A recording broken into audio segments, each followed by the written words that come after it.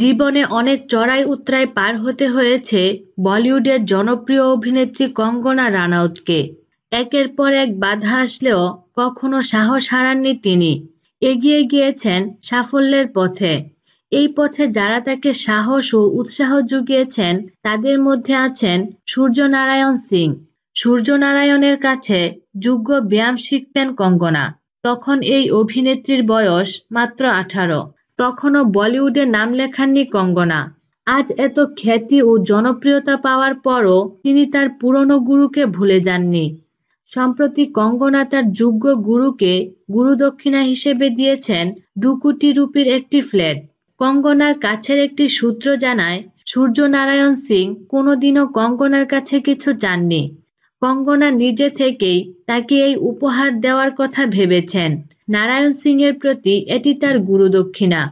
কঙ্গনা অনেক দিন ধরেই ভাবছিলেন তার গুরুকে যোগ্য ব্যায়ামের একটি সেন্টার খুলতে সাহায্য করবেন। তাই এমন একটি ফ্ল্যাট তাকে উপহার দিয়েছেন যেখানে তিনি শিক্ষার্থীদের যোগ্য ব্যায়ামের প্রশিক্ষণ দিতে পারবেন। এই ফ্ল্যাটের অন্দরসজ্জা কেমন হবে সেটিও কঙ্গনা তদারকি করছেন বলে জানা গেছে। বিনোদন জগতের নিত্য নতুন খবরাখবর জানতে আমাদের চ্যানেলটিতে সাবস্ক্রাইব করার জন্য আপনাকে আন্তরিক ধন্যবাদ।